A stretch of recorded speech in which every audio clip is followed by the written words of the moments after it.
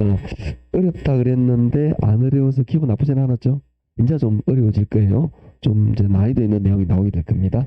자, 교재는 31쪽에 펼쳐 놓으시고 저를 보시면 되는데 이제 우리 처음으로 다시 돌아가 볼게요. 자, 우리가 원룸을 하나 샀어요. 원룸. 원룸에 얼마를 투자했느냐 하면 10억이라는 돈을 투자했어요. 이게 그러면 임대소득이 나오겠죠? 그럼 여기에서는 두 가지 소득이 있어요.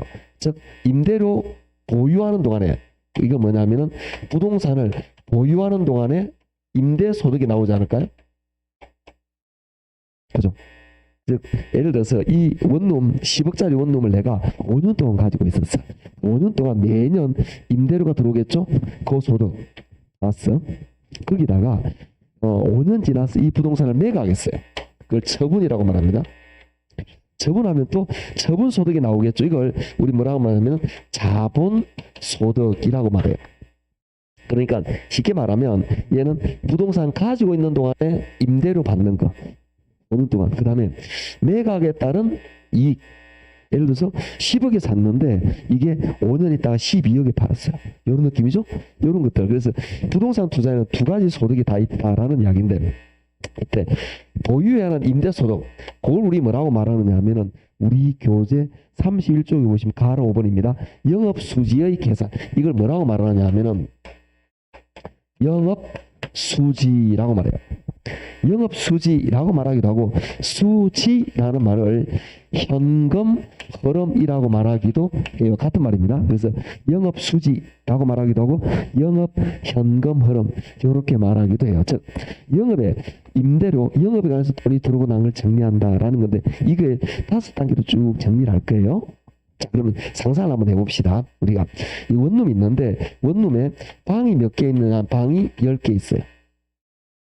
방 하나당 1년에 얼마를 받느냐 하면 700만 원을 받아요. 방 하나당. 그러면 내가 총 받을 수 있는 거는 방 10개 곱하기 700만 원에서 7천만 원이 되겠죠? 그걸 우리 뭐라고 말하느냐 하면은 가능 조소득이라고 말합니다. 그러니까 실제로 들어왔다가 아니고 내 방이 10개 있는데 임대료가 방 하나당 1년에 한 방 하나당 50만 원, 5만 원 정도 받아요. 예를 들어서 그러면 관리비하고 쳐서 1년에 한 700만 원 된다. 그랬더니 총 소득이 7천만 원 가능하다. 이렇게 나온 거예요. 근데 이거는 진짜 소득이 아니고 예상 소득이죠. 방이 전부 다 나갔을 때 이런 이야기죠. 그런데 현실적으로는 공실이라는 게 존재한다는 거죠. 빈방. 즉 방이 10개가 다 차는 게 아니고 2개가 비었어. 요게 또 손님 세입자 들어오면 또 요게 빈방이 생겨. 일반적으로 이렇게 해서 공실이 나타난다는 거죠. 그리고 또 뭐가 있냐면은 불량부채라는 것도 있습니다. 이기는 사람이 임대료가 5개월 밀렸어. 5개월. 그런데 보증금이 4개월치 있는 거예요. 그런데 얘가 어느 날 아침에 보니까 짐 싸서 도망을 가버렸어. 일 수 있지 않을까? 그러면 한 달을 내가 못 받은 거죠. 보증금 빼더라도 그런 것들. 이게 불량부채. 이게 얼마 예를 들어서 합해서 700만 원 정도 있다고 봅시다. 이걸 빼기 빼내면 이제 뭐냐면은 유효 조소득이라는 게 됩니다. 자, 제가 표현할 때 조소득이라고 말하는데 교재 같은 데 보면 총소득이라고 나와요. 같은 말입니다. 총소득, 조소득 같은 말인데 조소득이라는 표현을 일본에서 좀 많이 써요. 그런데 일본 표현을 따라하는 건 아닌데 발음이 좀 쉬워요. 이게 총보다. 그러다 보니까 조소득의 표현을 좀 많이 씁니다. 개론 선생님들이 이걸 이해를 하시고 조소득, 총소득 같은 말입니다. 이게 얼마 나오느냐면 예를 들어서 6,300만 원 나오겠죠. 요게 유효 총소득. 얘가 뭐냐면은 실질소득이라고 말했어요. 내 손에 쥐는 거라. 이거는 내 손에 쥐는 게 아니죠. 이거는 진짜 내가 만지는 게 아니고 얘는 계산상으로. 여러분이 원룸 샀다? 방 10개 곱하기 한 달 임대료 얼마? 그래서 얼마? 그렇게 해서 나온 게 요거라. 실제로는 공실이 있단 말이에요. 그래서 실제 내가 얻는 소득은 요거다라고 이해하시면 됩니다. 자, 여기다가 우리 뭘 빼냐면 영업경비라는 걸 뺍니다. 영업경비라는 거는 이 부동산에 관계되는 운영비가 들어가는 게 있어요. 예를 들어서 재산세를 낸다든지 세금, 그 다음에 전기수 같은 공과금, 세금과 공과 이런 것도 있고요. 그 다음에 이 관계되는 화재보험료 이런 것도 나가는 게 있을 거고요. 그리고 기타 등등 관리비나 청소비 이런 운영 경비 이런 것들이 소소하게 나는 있다라는 거죠. 요게 1,300만 원 정도 있다라고 봅시다. 이걸 빼고 나면 이제 뭐가 되느냐면 순영업소득이 나옵니다. 순영업소득이 얼마나 오느냐면은 5천만 원 이렇게 된다 그죠? 자, 우리가 상상을 한번 해보는 거죠. 순영업소득 어떤 느낌이냐면은 여러분이 만약에 원룸을 하나 샀어요. 원룸 사가지고 임대를 받고 있으면 여러분 친구분이 물어보겠죠. 원룸에서 임대료 얼마 나오느냐? 그럼 여러분이 비용 빼고 5천만 원쯤 이해가 되시죠? 이게 진짜 소득이다. 비용 뺀 순소득이다. 이렇게 이해하시면 됩니다. 이렇게. 자, 그 다음에 여기다가 내가 이 10억짜리의 부동산을 사면서 10억을 전부 다 내 돈이었으면 이게 내 소득이에요. 그런데 이 중에서 5억은 대출, 5억은 내 돈이에요. 그러면 5억만큼 빌린 돈 은행 대출이 있으니까 계속 원금 이자를 갚아 나가야 되지 않을까? 그렇죠? 여기서 그만큼 그걸 빼줘야 됩니다. 그걸 우리 뭐라 그러냐면은 부채 서비스액이라고 말해요. 이걸 부채 서비스액이라고 말하는데 요 부채 서비스 예를 들어서 한 1,000만 원 있다라고 봅시다. 이 부채 서비스액의 이해할 거는 뭐냐면은 부채 서비스액은 원금과 이자가 더해져 있어요. 부채 서비스에는. 그런데 여러분 중에는 이렇게 생각하는 사람이 많습니다. 틀린 건 아니에요. 선생님, 내가 만약에 순영업소득 5천만 원 이 중에서 이자가 300만 원이고 원금이 700만 원이면 요것만 비용이잖아요. 요거는 내가 번 거잖아요. 네, 맞습니다. 틀린 건 아니에요. 그래서 실무에서는 이거 빼고 이자만 빼가지고 계산하는 사람이 많이 있어요.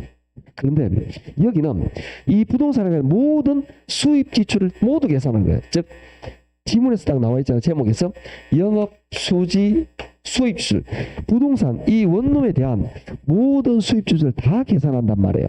그죠? 그러니까 여기는 원금이자를 더해서 계산합니다. 그래서 이걸 우리 다른 말로 뭐라 그러냐면 원리금 상환액이라고 말해요. 원금이자 더이자 뜻이 됩니다. 아셨죠? 그래서 얘는 주의하셔야 됩니다. 원금이자 더해진 거지 이자만 더해진 건 아니다라는 이야기죠. 자, 이걸 빼면 우리 뭐가 나오냐면 세전, 현금, 흐름. 세전, 현금 수지가 나옵니다. 요게 예를 들어서 4천만 원 정도 돼요. 세금 빼기 전에 소득이라는 거죠. 여기다가 세금을 뺍니다. 이 세금을 뭐라 그러냐면은 영업소득세라고 말해요. 소득세가 예를 들어서 한 500만 원 정도 있다라고 보시면 빼고 나면 최후로 뭐가 나오냐면 세후, 현금, 거름 이게 3,500. 이게 진짜 내 소득이 되겠죠. 요거는 뭐냐? 요거는 우리가 5월 달에 되면 종합소득세를 냅니다. 직장인은 뭐 근로에 관계된 소득을 낼 거고 사업자는 사업소득을 낼 건데 여러분이 원룸을 가지고 있으면 원룸 임대 사업자로 등록을 해요. 거기에서 관계되는 세금이에요. 아시겠죠? 그러니까 이거 하고 내가 원룸 임대 사업에서 발생한 요거 500만 원 하고 예를 들어서 그 다음에 또 이자 소득하고 배당 소득 이거 다 빼가지고 5월달에 종합소득세 낸다 이렇게 이해하시면 됩니다. 5월달에 종합소득세 신고하는 거죠. 그렇게 이루어진다라는 느낌으로 감을 잡으시면 됩니다. 이 과정이 영업현금 흐름 이거는 뭐냐 보유하는 동안 임대소득을 계산하는 거예요. 이걸 외우셔야 돼요. 굉장히 중요하기 때문에 이거는 반드시 외우셔야 되는데 이걸 외우기 어렵기 때문에 이걸 첫 글자를 좀 따요. 이런 경우는 어쩔 수 없이. 그래서 이걸 가, 유, 순, 전, 후 이렇게 많이 해요. 그 다음에 여기는 공, 영, 부, 소 이렇게 합니다. 그래서 가유, 순, 전, 후, 공영, 부소 이렇게 외우시는 거예요. 외워야 됩니다. 인원이 좀 많으면 잘 따라 할 건데 한번 따라 해볼까요? 해볼까요? 가유, 순, 전, 후. 그렇구나. 공영, 부소. 따라해야 됩니다. 외우셔야 돼요. 이걸 이게 엄청나게 중요한 게든요. 이게 제가 중요하다라고 말하는 거는 이 자체로도 시험에 잘 나오지만 이 다음 내용에 영향을 줘요. 얘들은 이런 것들 중요하다고 말하는데 우리 교재에 나와 있는 게 친절하게 설명을 하고 있습니다. 제가 거기 보시면 영업수지 계산 보시면 가능조소득 있고요. 그 다음에 공실 불량부채 빼면 기타 소득은 설명을 안 했지 있으면 다 하면 됩니다. 그러면 유효조소득, 영업 경비 빼면 순영업, 부채 빼면 세전, 소득 빼면 세후 이런 구조가 나와 있고 밑에 친절에도 설명도 좀 나와 있어요. 참고적으로 보시면 되겠고 자 그다음에 7번 보시면 지분복귀액 계산 보이죠? 맨 밑에 그게 뭐냐? 지분복귀액 계산이 요걸 말하는 거예요. 요거 즉 부동산을 처분하게 되면 소득이 나와요. 요걸 말하는데 요거는 중요도가 낮으니까 지금 말 안 해요. 아셨죠? 구조는 얘와 비슷한데 얘가 중요하기 때문에 얘를 일단 이야기를 먼저 하는 거고 얘는 중요도가 낮으니까 다음에 그래서 요놈만 잘 봐놓으시면 됩니다. 이거는 보유하는 동안에 임대소득을 계산하는 과정이었다라고 보시면 됩니다. 자 이제 한 번 더 넘겨볼게요. 32쪽으로 할 건데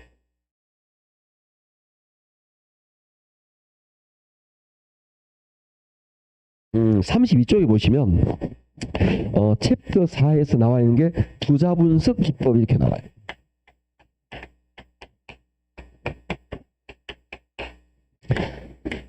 투자 분석이라는 거는 우리가 투자자가 이런 투자를 있을 때 투자하겠습니까? 이 투자에 대해서 수익이 어느 정도 나옵니까? 이런 걸 밑에 예상해 보는 그런 과정입니다. 자, 상상을 한번 해볼게요. 우리가 어떤 투자가 있어요. 여기에 100억을 투자해요. 그랬더니 10년 넘고 5년이니까 5년 후에 이게 얼마가 되느냐? 132억이 돼요. 내가 투자를 100억을 하면은 5년 후에 132억이 나오는 투자가 있어요. 이 투자가 타당한지 타당하지 않은지 이것들을 분석하는 과정, 그걸 투자 분석이라고 말합니다. 그러면 여기서 가장 근본적인 이야기를 할게요. 지금 어떤 근본적인 이야기를 하느냐 하면은 요거는 100억을 지금 즉 현재 투자를 해요. 그러면 내가 지금 100억을 투자하면 당장 132억이 들어오는 게 아니고 5년 후에 132억이 들어와. 그러면 132억이라는 돈은 과거, 현재, 미래 뭐일까요? 미래에 들어오죠. 자, 느낌이 좀 이상하지 않나요? 느낌이? 아니, 얘는 현재 가치고 얘는 미래 가치네? 뭔가 불일치하죠. 그러니까 이렇게 하면 뭔가 어긋난 느낌이 들잖아. 그래서 시간 가치를 동일을 시켜줘요. 시간 가치를 동일하는데 우리가 현재를 이렇게 미래로 보내는 걸 뭐라 그러냐면은 할증이라고 말해요. 네, 미래에서 현재로 오는 걸 뭐라 그러냐면은 할인이라고 말해요. 그러면 우리 어떻게 할 거냐면은 이렇게 할 거죠. 132억 미래를 현재로 보내버리는 거예요. 현재로 보내는 걸 뭐라고 말하냐면은 할인한다라고 말해요. 이해하시겠죠? 할인한다. 그런데 5년을 계산하면 계산이 어려워요. 그래서 제가 예를 들어 볼 건데 5년은 힘드니까 이걸 1년으로 고쳐서 이야기할 거예요. 1년으로 한번 만들어 볼게요. 그래서 할인하는데 할인율은 몇 프로냐? 10%입니다. 예를 들어서. 그럼 어떻게 할인하느냐? 이렇게 해요. 132억 나누기 1 플러스 할인율 0.1. 계산 나오면 기분 나쁘게 생각하시겠지? 0.1. 1년이니까 한 번. 5년이면 5제곱. 이렇게 계산하면 얼마 나오느냐? 이게 132억을 1.1로 나누는 거예요. 그럼 1, 2 되니까 2에서 얼마 되느냐? 120억 이렇게 돼요. 자, 그러면 이게 어떤 개념인지 우리 감을 잡으면 됩니다. 이게 어떤 개념인지 감을 잡으면 되는데 요 놈은 132억을 지금 뭐 했느냐? 할인해서 120억이 나왔어요. 그럼 120은 뭐냐? 할인하면 뭐가 된다 그랬죠? 현재 가치가 된 거예요. 132억의 미래 가치를 할인해서 현재 가치로 만든 거예요. 느낌? 왜 그러냐면은 돈의 가치는 지금 1억과 1년 후의 가치가 달라요. 이게 지금 1억이 좋은 거예요? 1년 후에 1억이 좋은 거예요? 지금 1억이 좋은 거예요. 왜? 지금 1억을 은행에 넣어놓으면 1년 후에 이자가 더 붙어 있잖아. 아시겠죠? 그래서 시간의 개념이 필요하다라는 개념이죠.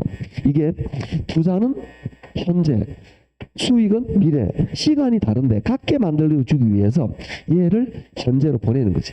현재로 보내는 걸 할인, 지금 할인했어요. 어떻게 분석하느냐? 얘를 이렇게 분석합니다. 즉 투자해서 나간 돈, 이걸 우리 뭐라고 말할 거냐면은 요걸 유출현가라고 말합니다. 그 다음에 유입액에서 들어온 돈 요거 이걸 우리 뭐라고 말하냐면은 유입현가라고 말합니다. 중요한 건 뭐냐? 현가 시간 가치를 통일한 거지. 그런 다음에 분석하는 거죠. 100억 130억 분석하는 게 아니고 100억 120억 분석한다는 거죠. 그러면 100억 그 다음에 할인한 유입액의 할인액 120억 현재 가치에 맞는 거 비교하니까 이거는 20억만큼 수익이 플러스 알파 되는 거니까 괜찮은 투자 아니구나 이렇게 판단한다 이 말이에요. 이렇게 하는 걸 우리 뭐라고 말하느냐 하면은 이렇게 하는 방법을 이렇게 표현합니다. 할인 현금 수지 분석법 이렇게 말을 해요. 지금 한번 이걸 할인연금 수지분석법이라고 말하는데 가장 중요한 단어는 뭐냐? 할인. 이거예요. 즉 할인한 이유가 뭐냐라는 거죠. 금방 근본 원인 금방 설명했습니다. 할인한 이유는 뭐냐? 현재 가치와 미래 가치가 다르기 때문에 미래를 현재로 보낸 거야. 그걸 뭐라 그러죠? 할인하면 둘 다 뭐가 되죠? 현재 가치. 그래서 할인해서 유입 현가와 유출 현가를 비교해서 들어오는 돈 그러니까 현금에 수지 들어오는 걸 수 유입 현가 지 유출 현가 둘을 현금 유입 유출을 비교해서 투자를 할까 말까 분석한다. 그게 할인 현금 수지 분석법 이렇게 돼요. 제일 중요한 단어는 할인이에요. 그래서 이걸 줄여서 그냥 간단하게 할인법 이렇게 말하기도 합니다. 할인했다라는 의미죠. 그러면 이 할인연금 수지분석법 어떤 것들이 있느냐, 어떤 내용이냐 보도록. 먼저 이거는 화폐의 시간을 생각했죠. 두 번째는 대부분 장기 투자 이루어집니다. 아니 내가 두 달 있다 수익 이거 시간을 복잡해서 안 해요. 대부분 5년 단위, 10년 단위 뿐만 아니라 세 번째 대규모 투자에 많이 사용하고요. 네 번째 부동산 소득에는 두 가지가 있다 그랬죠. 보유하는 소득과 처분하는 소득 이걸 모두 고려합니다. 즉 보유하는 동안의 임대소득 플러스 처분 소득을 모두 고려해서 분석하는 방법이에요. 자 결론적으로 뭐냐? 계산이 복잡해요. 자, 상상을 해볼게요. 어떤 느낌인지 지금 이야기하는 겁니다. 제가 이걸 이야기했지만 예를 들어서 여러분이 어떤 기가 오피스텔을 500억 주고 샀어. 여러분 일하고 해도 되고 부동산 투자회사 얼마 전에 끝난 드라마 있잖아요. 재벌집 어쩌고 저쩌고 거기에 미라클 인베스트먼트 그게 투자회사죠. 그런데 투자회사 중에 가장 대표적인 게 부동산 투자회사예요. 그래서 미라클이 부동산 투자회사인지 잘 모르겠는데 하여튼 투자회사인데 그 투자회사가 부동산에 투자했다 생각을 하는 거지. 그러니까 진도준이가 있는 미라클 인베스트 회사에서 인베스트 컴퍼니에서 여기다가 우리나라에 있는 부동산 오피스텔 500억짜리 찾은 거라.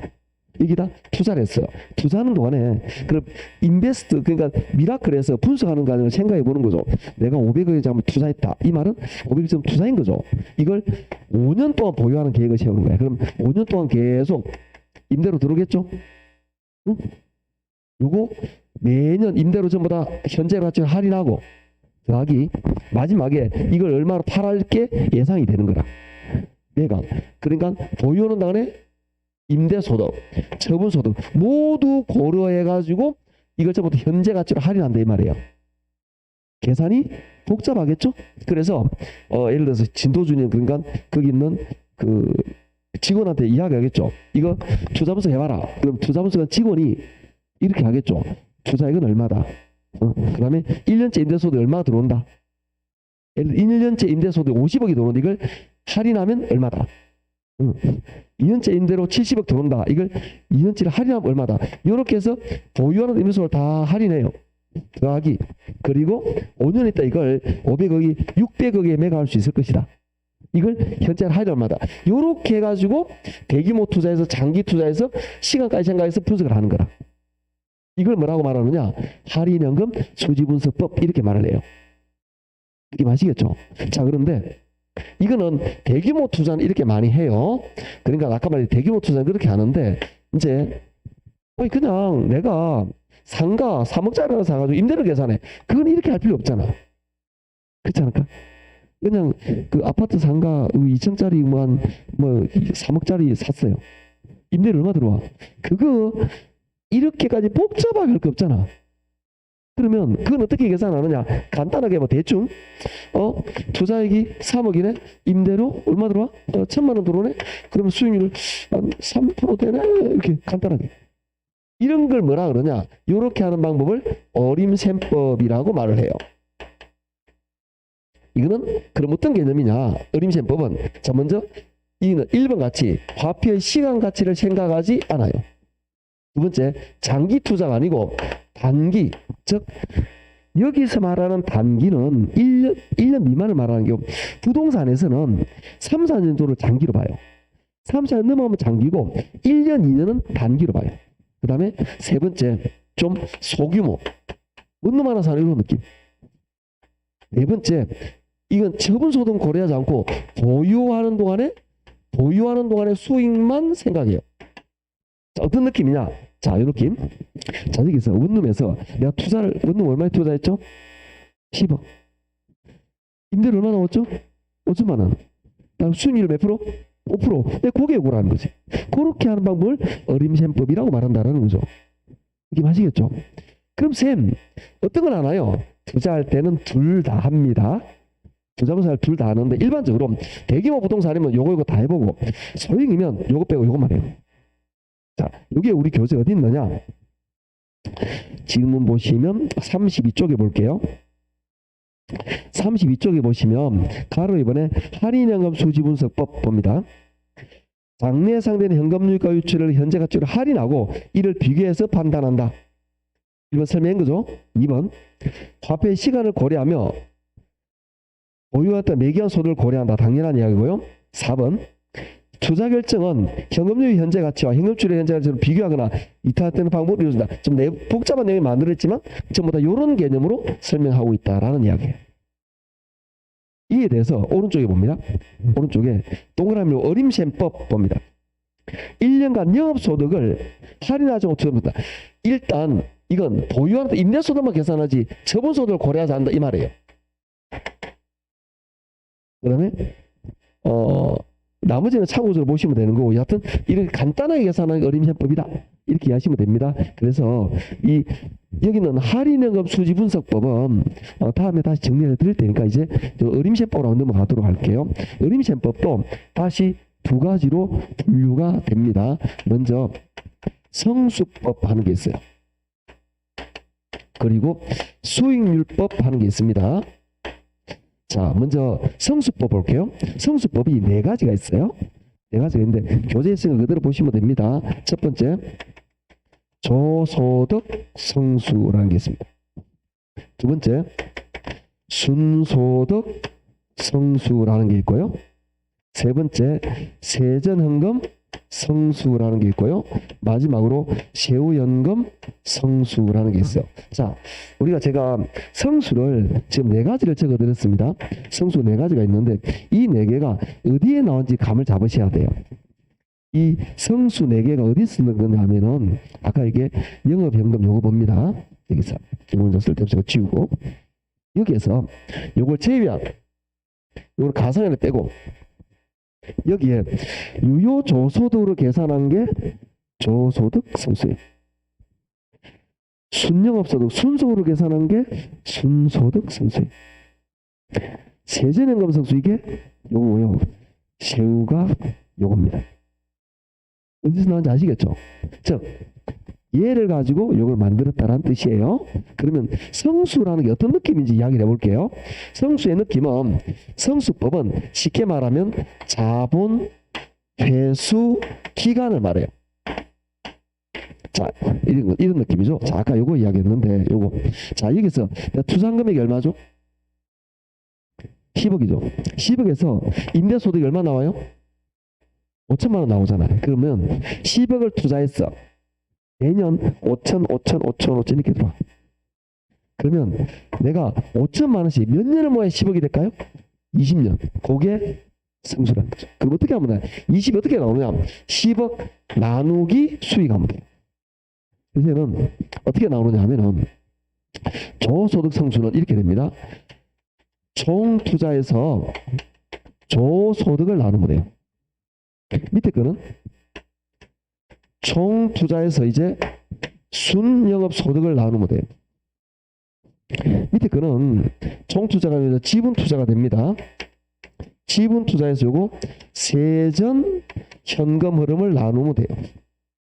마지막 거는 지분 투자액에서 세후 현금을 나누면 되는 거예요. 근데 공식을 외워야 됩니까? 네, 외워야 됩니다. 이거는 반드시 암기가 돼야 되는데 이걸 가만히 보면 공식이 좀 쉬워요. 왜 쉬운지 알 수 있냐면은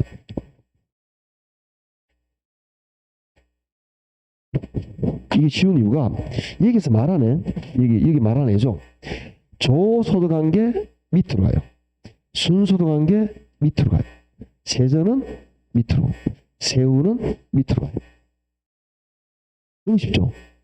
소득이 밑으로 가는 거죠. 위에는 투자액이야.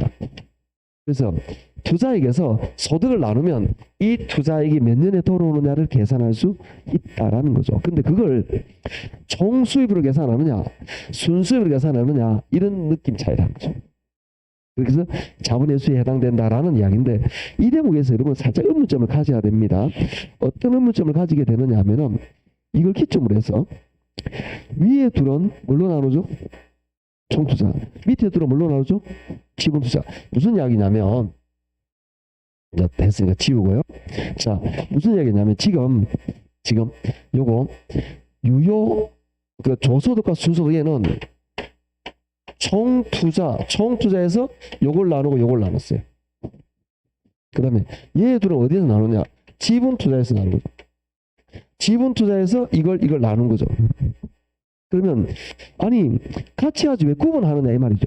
그러면 총투자로 나누는 얘들과 지분투자로 얘들 총투자를 나눈다는 거는 요거 말하는 거고 지분투자 나눈다라는 거는 요걸 말하는 거죠. 이렇게 나누는 사이에 뭐가 있냐 가만히 보니까 부채 서비스가 있는 거야. 그러니까 부채 서비스를 빼기 전에는 즉 이것들 총투자해 가지고 이걸 나누는 거예요. 이거는 부채 빼기 전에 총수입이니까. 그런데 내가 이 원룸에서 벌어들이는 총수입인데요. 총수입과 비용 뺀 수입인데 부채를 뺀다는 은행 몫을 뺀 거죠. 은행 몫 빼면 이제 내게 나오고 누가 나오지? 내게 나오는 거라. 이렇게. 그래서 남은 거는 뭐냐? 총수입에서 이 임대소득이 만약 5천만 원 나오면 이 5천만 원 중에서 내 거는 4천이고 은행께 1,000이다 이거지. 5천 가지고 계산할 때 총수입이니까 총투자를 나누는데 은행 대출을 빼고 나면 이제 내게 남았으니까 지분 투자 가지고 나누는 게 합리적이다 이런 이야기예요. 그래서 총투자로 2개 나누고 지분 투자로 2개 나누는 거예요. 물론 몰라도 됩니다. 외우기만 하시면 되는 거예요. 그럼 이거는 어떻게 외우느냐? 제가 또 친절하니까 외우는 방법도 만들어요. 굉장히 친절합니다. 제가 이걸 외우셔야 돼. 어떻게 외우느냐? 이렇게 합니다. 조는 조분의 총, 수는 순분의 총, 세전은 세전분의 지분, 세후는 세후분의 지분. 말한 게 밑으로 와요. 위에 둘은 총, 밑에 둘은 지분. 조는 조분의 총, 수는 순분의 총, 세전은 세전분의 지분, 세후는 세후분의 지분. 이렇게 암기를 하셔야 됩니다. 이거 이쯤 되면 자 이제 외울 게 많아. 그러면 대부분 어떻게 해야 포기하려고 그래요. 그런데 안타깝게도 시험에 너무 잘 나와요. 이걸. 그래서 섣불리 포기하면 안 돼요. 이건 시험에 잘 나오기 때문에 그래서 이건 공부를 하셔야 됩니다. 아직도 많이 남았고 언젠가는 외워야 되는데 그걸 내가 만약에 지금 외워버리면 뒤에 게 외울 게 없는 거예요. 그래서 미리미리 이건 효과적이다라는 이야기죠. 자, 이게 성수법 하는 거였습니다. 이제 수인율법을 볼 건데요. 성수법과 수인율로 서로 역수관계 있습니다. 역수관계라는 말은 분모 분자를 어떻게 하면 될까? 뒤집으면 돼. 분모 분자를 서로 바꾸면 역수가 되는 건데요. 이때 저소득 성수 역수를 우리 뭐라고 말하냐면 총자산 회전율이라고 말해요. 다음에 순소득 성수의 역수를 우리 뭐라 그러냐면은 종합 자본 환원율이라고 말해요. 그 다음에 세전 현금 성수의 역수를 지분 배당률이라고 말해요. 세후 성수의 역수를 세후 수익률이라고 말해요.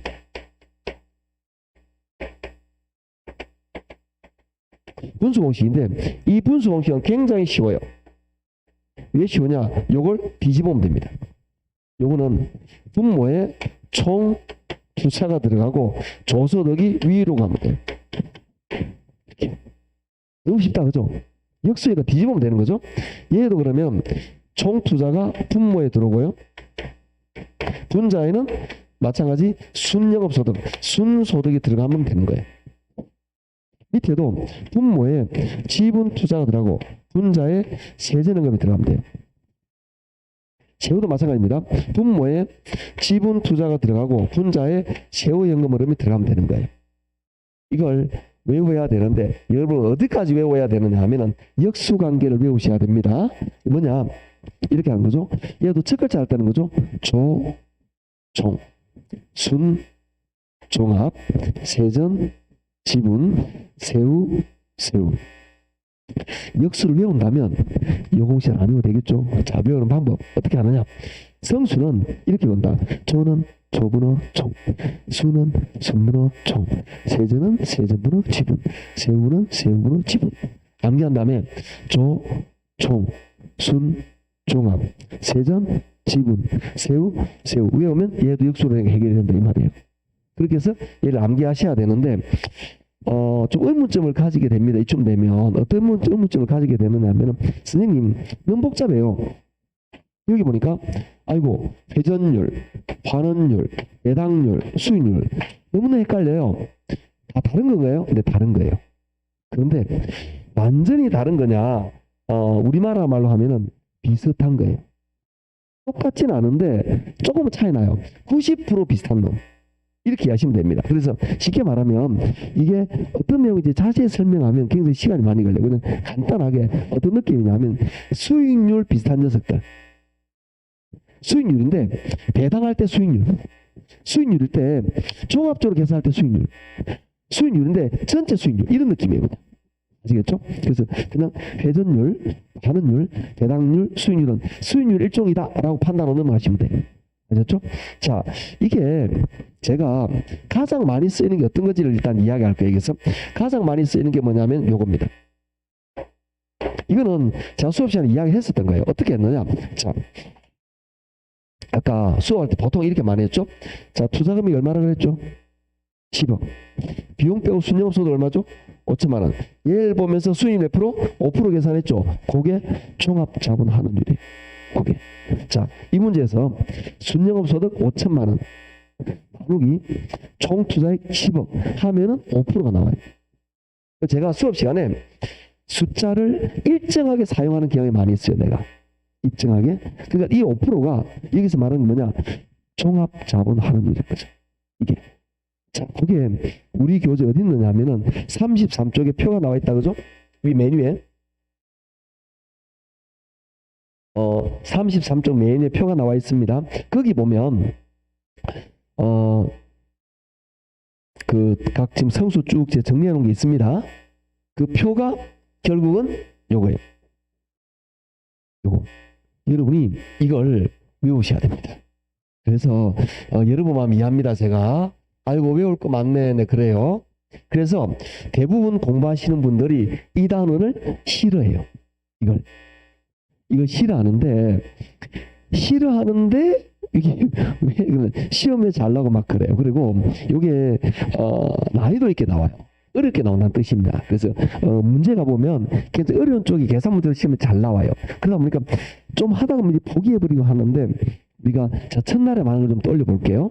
어떤 거냐면은 개론에 좀 어려운 단원이 있고 좀 쉬운 단원이 있어요. 그러면 대부분의 공부하는 사람들은 착각을 합니다. 어려운 단어는 어렵고 쉬운 단어는 쉽다. 착각입니다. 어려운 단어 문제가 어렵게 나올 수도 있고 쉽게 나올 수도 있고 쉬운 단어의 문제가 마찬가지 어렵게 나올 수도 있고 쉽게 나올 수 있어요. 이게 어려운 단어는 맞아요. 문제가 항상 이렇게 나오느냐? 안 해요. 쉽게 나올 사례가 있어요. 자, 그 사례를 한번 제가 예를 들어 볼게요. 어떤 문제가 종종 나오면 이렇게 하는 문제가 나온단 말이에요. 굉장히 어렵게 막 자료를 줍니다. 자료 굉장히 많아요. 뭐냐? 총 투자액 얼마, 공실 얼마, 이거 얼마, 막 자료 많이 줍니다. 계산하게 만들어요. 그러면서 지문이 1번 이렇게 나오죠. 조소득 성수가 10이다. 2번 순소득 성수가 10이다. 3번 지분 배당률이 14%다. 다음 4번 세후 수익률이 16%다. 5번 종합자본 환원율이 종합자본 환원율이 예를 들어서 13% 이렇게 나와 있어요. 문제를 모르지만 이 내용을 잘 알면 역수를 외우면 여러분은 여기에서 문제를 이렇게 나온 거죠. 다음 중에서 틀린 것은 이렇게 나와 있습니다. 그러면 답을 정확하게 못 찾지만 답을 찍어냅니다. 어떻게 찍어내느냐? 여기에서 역수가 있어요. 역수. 뭐가 있을까요? 예하고 예죠. 실제 시험에 나온 거 지금 유사하게 말하고 있는 겁니다. 역수는 예하고 예죠. 역수라는 거는 분모 분자를 뒤집으면 돼요. 10이고 이걸 뒤집으면 10분의 1. 몇 프로 나와야 되죠? 10%가 나와야 돼요. 그죠? 이 말은 역수라는 거는 우리가 5의 역수는 5분의 1이잖아. 곱하면 1이 나오는 거죠. 1은 얘와 얘를 이 둘을 얘와 얘를 곱하면 1이 나와야 되는 거죠. 곱하면 1이 나온다 안 나온다? 안 나와요. 그 말은 얘나 얘 중에 하나는 틀린 거예요. 제 말 이해하시겠죠? 둘 중에 하나는 틀린 거라는 거죠. 자, 그 다음에 좀 어렵지만 이걸 응용을 하면 됩니다. 얘 둘 볼게요. 총 투자액은 10억 똑같습니다. 그리고 일반적으로 저소득 이거 봅니다. 저소득에서 경비 빼서 순소득이죠. 다시 저소득에서 경비 빼서 순영업소득이 나오죠. 그러면 여기서 저소득이 커요, 순소득이 커요? 저소득이 더 큰 거죠. 여기서 경비 빼 요게 나오니까 응? 그러면 분모가 작단 말이에요. 분모가 작으니 요게 저소득보다 순소득이 더 어떻게 돼야 돼? 크게 나와야 되는 거라. 왜 그러냐면 자, 요 문제 가지고 한번 그대로 풀어볼게요. 우리가 자, 이 문제 보시면 이제 오른쪽은 지우고 요 문제 가지고 한번 생각해 보겠습니다. 요 문제 가지고 총 투자액은 10억이다. 저소득 저기 보면 유효조수 6,300만 원이죠? 6,300만 원. 자, 계산기 가지고 나눠볼게요. 폰 가지고 10억 나누기 6,300 하면은 10 나누기 63 하면은 6 1은 6 하면은 3 한 4쯤 한 14쯤 나오겠네요. 대충 아시겠죠? 이렇게 나오고요. 얘는 어떻게 되느냐? 얘는 총투자액 10억 나누기 그 다음에 순영업 소득이 얼마냐? 5천만 원이에요. 그럼 얼마 나오죠? 10 나누기 5천만 원이니까 이게 얼마 나오죠? 이거 10, 잘못됐다 이거. 계산 잘못한 것 같은데 내가.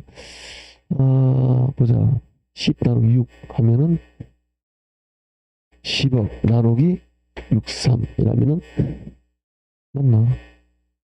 0.5 동그라미 6, 1, 14 조소득 이게 계산기 눌러보세요. 감을 못 잡겠다. 숫자 감이 없어가지고 대략이라도 계산하시면 됩니다.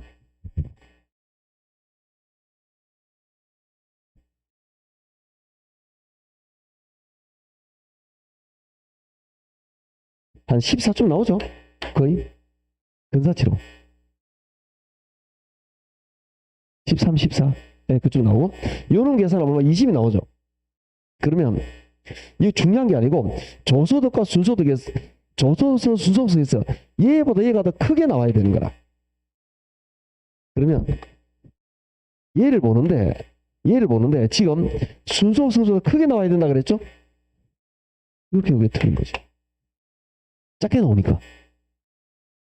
왜 그렇게 나오느냐 좀 말이 어렵지만 뒤에 나중에 이해를 할 겁니다. 지금 이해 못해도 돼요. 왜 그러냐면 저소득에서 경비 빼서 순소득이죠. 저소득 경비 빼서 순소득, 저소득이 크잖아. 분모가 크면 요게 더 작게 나오고 얘 크게 나온다 이 말이라. 그래서 언제나 저소득 성수보다 순소득 성수가 더 커요. 그 이것은 작게 나왔거든. 그래서 틀린 거야. 답은 5번이죠.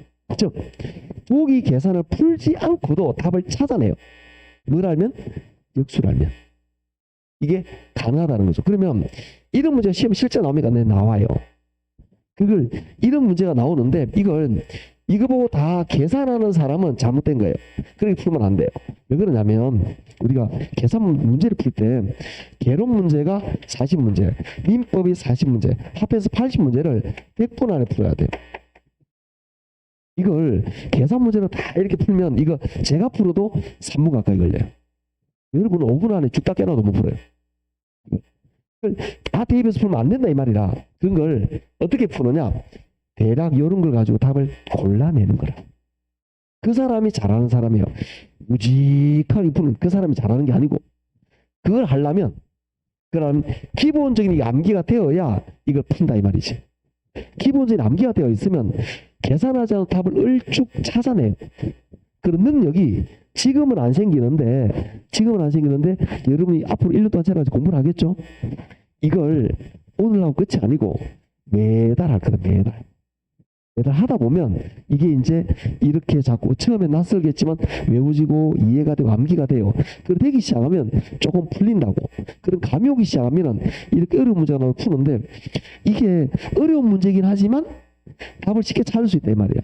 이런 거에서. 근데 그런 끈덕지 자체가 없으면 위험하다는 겁니다. 그러면 대부분 사람은 어떻게 하느냐? 이런 생각을 많이 해요. 아니 나는 그냥 계산 빼고 어려운 거 빼고 할 거다. 다시 말하지만 안 돼요. 그게 안 된다는 거지. 그래서 이걸 좀 처음에 힘들긴 하지만 힘들더라 해도 이걸 좀 암기하려고 노력하시면 이런 문제는 나중에 시간이 지나면서 같이 많이 풀어볼 거예요. 우리가 걱정 안 해도 되는데 지금 이걸 적절하게 좀 암기를 해야 된다. 그래서 중요한 이런 게 있다라고 소개하는 단어이고 이걸 앞으로 1년에 걸쳐서 이걸 가지고 공부할 거다. 지금 그래서 이야기를 했잖아. 오늘 하는 게 어려운데 만약에 생각보다 할만하네? 그럼 1년 편하다니까. 이미 아는 거니까. 근데 좀 어렵네? 그러면 1월 달에 좀 더 집중해서 들으시면 되는 거예요. 이해하시겠죠? 그래서 요게 투자에 관계되는 내용이고 힘들게 좀 쉬었다가 금융으로 넘어가도록 하죠. 좀 쉬죠.